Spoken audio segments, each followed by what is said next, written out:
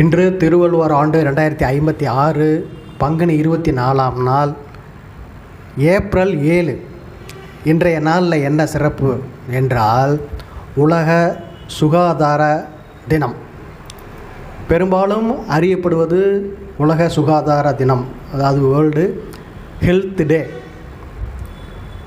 இந்த நாளை முன்னிட்டு நம்முடைய அறிஞர் அண்ணா படிப்பதின் சார்பாகவும் ஆசிரியர் நகுல்சாமி யூடியூப் சேனல் சார்பாகவும் நம்முடைய கவிமணி சிட்பன்ஸ் சார்பாகவும் ஒரு கருத்தரங்கத்துக்கு ஏற்பாடு பண்ணியிருந்தோம். அந்த கருத்தரங்கில் கலந்துக்கிட்டு சான்றோர் பெருமக்கள்லாம் பேசினாங்க.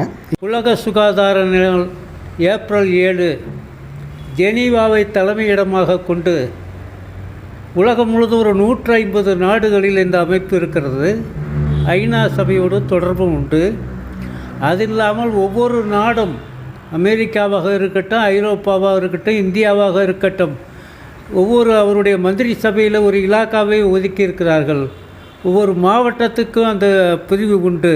ஒரு கிராமத்திலேயும் சுகாதார ஆரம்ப சுகாதார நிலையம்னு வச்சுருக்காங்க.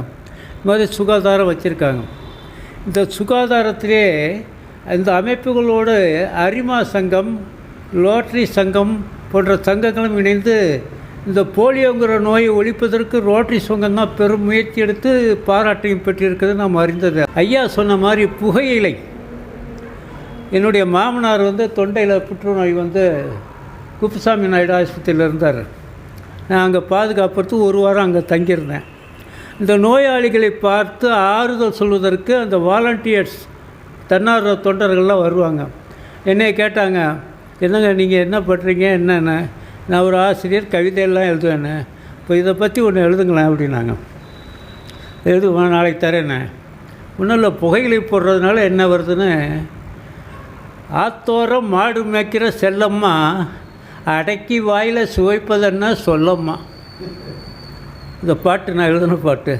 ஆத்தா ஆயா சொல்லி கொடுத்த புகையில் அதை விட்டால் எனக்கு வேறு வகையில். அந்த அம்மா பதில் சொல்கிறாங்க, கூத்தா இருக்கு உன்னோட பேச்சு தான், சொல்லாத உனக்கு கிடைக்கும் ஏச்சு தான் அப்படின்னு இந்த தீமைகளெல்லாம் சொல்லி கிடச்சிருந்த மாதிரி அது ஒரு பாட்டை கொடுத்து ஒரு வாரம் அந்த நோட்டீஸ் புல்லில் மாட்டியிருந்தாங்க. அதே போல் இயற்கையினால் நமக்கு ஏற்படுகின்ற, நாம் இயற்கை நம்மளை பாதுகாக்கிறது, ஆனால் இயற்கையை நாம் தீண்டக்கூடாது, அதை துன்புறுத்தக்கூடாது என்பது தான் இந்த அடிப்படை சுகாதார நாளில் இருக்குது. உலக அளவுக்கு இன்றைக்கி நிறையா வந்துடுச்சு தொற்று. அந்த ஐயா சொன்ன மாதிரி காலரா, அம்மை, மஞ்சள் காமாலை, இது போன்ற நோயெல்லாம் ஓரளவு போயிடுச்சு. இருந்தாலும் தனி மனித வாழ்க்கையில் அவர்கள் உடல் நலத்தை பேணுவதிலே நாம் இன்று எண்ணத்திலே கொஞ்சம் குறைபாடு உடையவர்களாக இருக்கிறோம். அதனால் இந்த உடல்நிலையை பாதுகாப்பது எப்படி என்பது ஒவ்வொருவரும் தெரிந்து அதற்கேற்றவாறு தங்கள் வாழ்க்கையை அமைத்து கொள்ள வேண்டும். உலகம் நலமோடு வாழ வேண்டும். இயற்கையை நாம் வணங்க வேண்டும். இயற்கை வளமாக இருந்தால்தான், நலமாக இருந்தால்தான் மானுடமும் நலமாக இருக்கும் என்பதை சொல்லி வாய்ப்புக்கு நன்றி கூறி விடைபெறுகிறேன். வணக்கம். இந்த கருத்தரங்கினுடைய தலைப்பு சுகமா நலமா? இரண்டுமே ஒரே பொருள் தான்.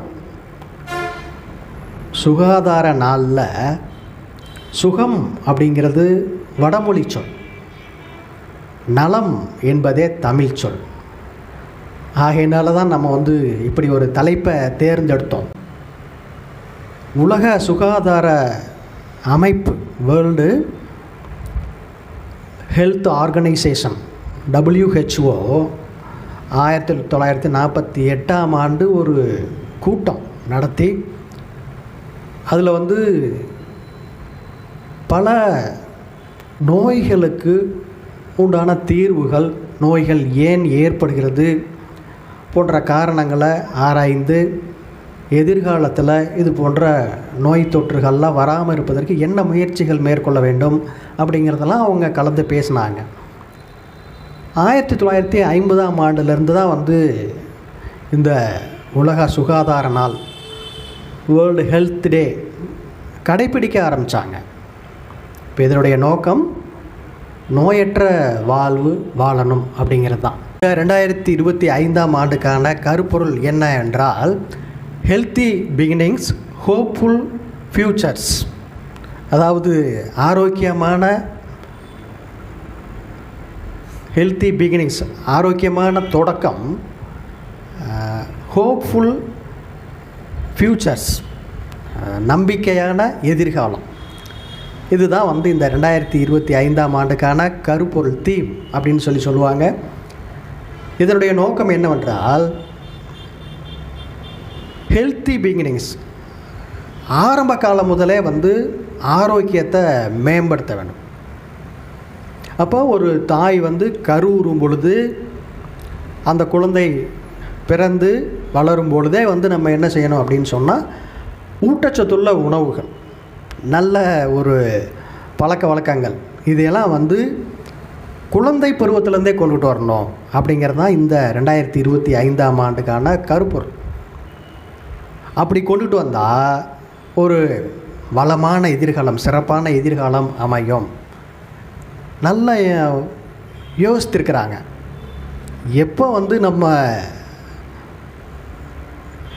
உருவாக்கணும் ஒரு சிறப்பான எதிர்காலம், நோய் இல்லாத ஒரு சமுதாயம் உருவாக்கணும் என்றால், குழந்தை பருவத்திலேருந்தே வந்து அந்த ஒரு நம்பிக்கையை, ஒரு விழிப்புணர்வை கொண்டுட்டு வரணும் அப்படிங்கிறதுக்காக இந்த கருப்பொருளை வச்சுருக்கிறாங்க. அதைத்தான் வந்து நம்முடைய கவிஞர்கள் பாடியிருக்கிறாங்க. எந்த குழந்தையும் நல்ல குழந்தைதான் மண்ணில் பிறக்கையிலே, அவன் நல்லவனாவதும் கெட்டவனாவதும் அன்னை வளர்ப்பினிலே. குழந்தை இந்த உலகத்தில் பிறக்கும் பொழுது எல்லா குழந்தையும் நல்ல குழந்தை தான். ஆனால் அந்த குழந்தை வளர்ந்து ஆளாகும் பொழுது பல்வேறு மாதிரியான பழக்க வழக்கங்கள், குணங்களோடு வருகிறார்கள். காரணம் வந்து அவரவர் பெற்றோர் தான் காரணம். பெற்றோர் தான் முதல் ஆசிரியர். அவர்கள் தங்களுடைய குழந்தைகளை எப்படி வளர்க்கிறார்களோ அப்படித்தான் குழந்தைகள் வளர்ந்து ஆளாவார்கள். அதனால தான் வந்து இந்த ஆண்டு என்ன செய்கிறாங்க, ஒரு குழந்தை பிறக்கும் பொழுது அது ஆரோக்கியமான குழந்தையாக பிறக்க வேண்டும். அந்த குழந்தையினுடைய எதிர்காலம் வளமாகவும் சிறப்பாகவும் இருக்க வேண்டும். நாளில் அனைத்து வித மருத்துவர்கள், செவிலியர்கள், இவர்களுக்கெல்லாம் நாம் வாழ்த்துக்களை தெரிவித்துக் கொள்கிறோம். அனைத்து மக்களுமே வந்து ஒரு ஆரோக்கியமான மேம்பட்டது ஒரு வாழ்வை வாழ வேண்டும். அதை தான் வந்து ஐயன் திருவள்ளுவரும் சொல்கிறாரு. எதிரதா காக்கும் அறிவினார்க்கில்லை அதிர வருவதோர் நோய். பின்னாடி வரக்கூடிய துன்பங்கள் என்ன, சிக்கல்கள் என்ன அப்படிங்கிறதெல்லாம் ஆராய்ந்து அறிந்து வைத்திருக்கின்ற சான்றோர் பெருமக்கள் இந்த மாதிரியான நோய் தொற்று போன்ற துன்பங்களில் அவங்க ஈடுபட்டு வாடுவதில்லை. அதை பற்றி அவங்க கலங்குவதே இல்லை. ஏன்னா என்ன பிரச்சனைகள் பின்னாடி வரும் அப்படிங்கிறத அவங்க முன்கூட்டியே தெரிஞ்சு வச்சுருப்பாங்க. அதனால் அந்த பிரச்சனைகள்லேருந்து அவங்க தப்பிச்சுக்குவாங்க.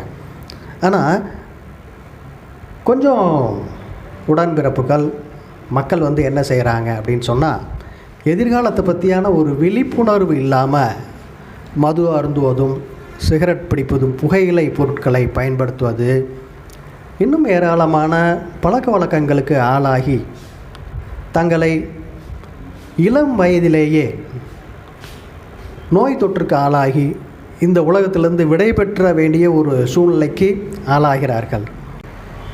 கடைசியாக ஒரு நண்பர் வந்து சொன்னார், புகையிலை போட்டால் என்னத்தாங்க பண்ணிட போகுது, மதுக்கடைகள் அங்கங்கே திறந்து வச்சுருக்குறாங்க, அப்புறம் மதுவாக இருந்தால் அதனால் ஒன்றும் கெடுதல் வராதா அப்படின்னு சொல்லி கேட்டார். மது பாட்டிலே போட்டிருக்கிறாங்க, குடியை கெடுக்கும், குடிப்பழக்கம் நாட்டுக்கு கேடு, உடலுக்கு கேடுலாம் போட்டிருக்கிறாங்க. இருந்தும் வந்து அப்புறம் ஏன் குடிக்கிற, நீ அதை யோசிக்கணும். அது வந்து கெடுதல் அப்படிங்கிறத யோசிக்கணும். நீயா திருந்தணும். அரசாங்கம் வந்து உங்களை திருத்தலை அப்படின்னு சொல்லி சொல்கிறத விட அது வந்து கெடுதல் விளைவிக்கும் அப்படிங்கிறத நீயா புரிஞ்சுக்கிட்டு அங்கேருந்து நீ விலகிக்கொள்வது தான் சிறப்பை ஒழிய, அரசாங்கம் வந்து இப்படி சொல்லிவிட்டு அங்கங்கே கடையை திறந்து வச்சுருக்குறாங்க அப்படின்னு சொல்வது அது சரியானது அல்ல அப்படிங்கிறத அனைவரும் சிந்திக்க வேண்டும். இப்போ அவரிடத்துல நம்ம சொல்லும் பொழுது, மது குடிப்பதை விடவும் இந்த புகையிலை பொருட்கள் ரொம்பவும் கேடு விளைக்கக்கூடியது. மது வந்து அளவுக்கு அதிகமாக எடுக்கும் பொழுது தான் வந்து கல்லீரல் பாதிக்கப்பட்டு மஞ்சள் காமாலை நோயெல்லாம் வருது. ஆனால் அந்த புகையிலை பொருட்கள் வந்து பார்த்தீங்கன்னு சொன்னால் நீங்கள் கடவாயில் அடக்கிக்கிட்டே இருப்பீங்க. அது வந்து உங்கள் உமிழ்நீரை வந்து கெட்ட உமிழ்நீர் ஆக்கி அதை நீங்கள் வந்து வெளியில் துப்பிகிட்டே இருந்தீங்கன்னு சொன்னால் உங்களுக்கு செரிமான கோளாறுகள், பல விதமான கோளாறுகள்லாம் வந்துடும். அதனால் புகையிலை வந்து என்ன செய்யும், கேன்சர், புற்றுநோயை உண்டாக்கும். அதனால தான் வந்து நம்முடைய தமிழ்நாடு அரசாங்கம் இந்த புகையிலை பொருட்களுக்கு முற்றிலும் தடை விதிச்சிருக்கிறாங்க.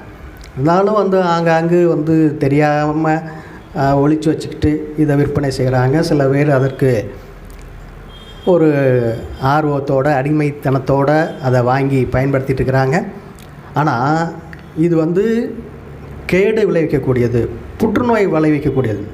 இப்போ வந்து மருத்துவர்கள் சொன்னாங்க, செவிலியர்கள்லாம் சொன்னாங்க, நாங்கள் வந்து மருத்துவமனையில் நிறைய பேர் வர்றாங்க, புற்றுநோயினால் வாயெல்லாம் வந்து ஒரே புண்ணு பயங்கரமாக ஓட்டையே ஆயிரம் போல் இருக்குது கடவாயில், அந்த மாதிரிலாம் வந்து எங்ககிட்ட மருத்துவத்துக்கு வர்றாங்க அப்படின்னு சொல்கிறாங்க.